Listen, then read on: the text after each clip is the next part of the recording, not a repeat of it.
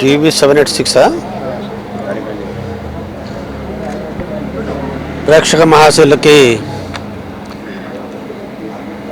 అస్సలాము అలైకుం. ఈరోజు ఆంధ్రప్రదేశ్ రాష్ట్రం నుండి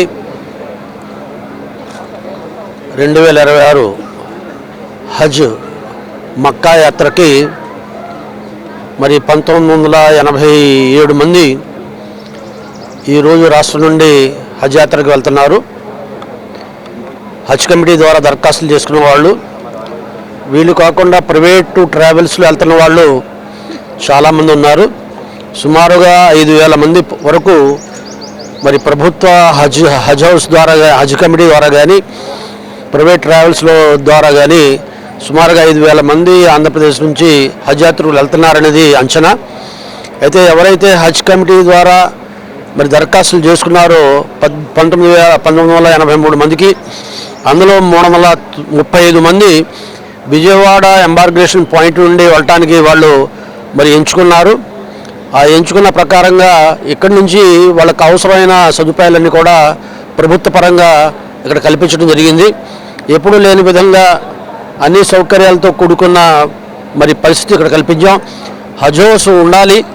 గతంలో మనం హైదరాబాదులో నాంపల్లి దగ్గర 11 అంతస్తుల హజ్ భవనాన్ని ఆనాడు చంద్రబాబు నాయుడు గారు నిర్మించారు. ఈరోజు రాష్ట్రం విడిపోవటం మూలంగా హజ్ హౌస్ను కట్టుకోవాలనే ఒక ఆలోచనతో ఆనాడు 2017లో చంద్రబాబు నాయుడు గారు మరి కుమ్మరపాలెంలో భవానీపురంలో 80 కోట్ల రూపాయలతోటి మరి అంచనాతో ఒక హజ్ హౌస్ నిర్మించడానికి శంకుస్థాపన చేశారు. గత ప్రభుత్వం దాన్ని మరి నీరుగార్చింది. ఇప్పుడు బాగా అధునాతనమైన, బాగా మరి అంతర్జాతీయ విమానాశ్రయం దగ్గరలో ఉండే రకంగా మరి అమరావతిలో కానీ, లేకపోతే విజయవాడ గుంటూరు మధ్యలో కానీ, లేకపోతే ఈ గన్నవరం దగ్గర కానీ ఒక హజ్ హౌస్ నిర్మించాలనే ప్రతిపాదనని ప్రభుత్వం చురుకుగా మరి పరిశీలిస్తుంది. మంత్రి ఫారూక్ గారు ఈ విషయంలో చొరవ చూపెడుతున్నారు. ఆ రకంగా త్వరలో 2-3 సంవత్సరాల్లో అధునాతనమైన సౌకర్యవంతమైన హజ్ హౌస్ నిర్మాణం కోసం కూడా ఈనాడు ప్రభుత్వం చర్యలు తీసుకుంటుంది. ప్రభుత్వం హజ్ యాత్ర కోసం ఇస్తున్న గ్రాంట్ మరి గత ప్రభుత్వాలు ఎవరు ఇవ్వలేదు. ఆ రకంగా గ్రాంట్ ఇస్తున్నారు.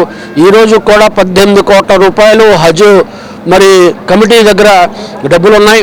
ఆ రకంగా ఈరోజు అవసరమైన మరి సదుపాయాలు కల్పించడానికి డబ్బుల గురించి మీరు వెనకాడొద్దు, ఎంతైనా మీరు ఖర్చు పెట్టండి ముఖ్యమంత్రి గారి ఆదేశం మేరకు.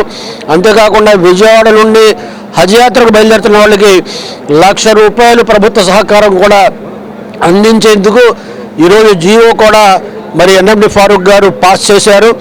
వాళ్ళు తిరిగి వచ్చే లోపల ఈ 335 మందికి ₹1,00,000 చొప్పున ప్రభుత్వపరమైన సహకారం కూడా అందించగలుగుతాం.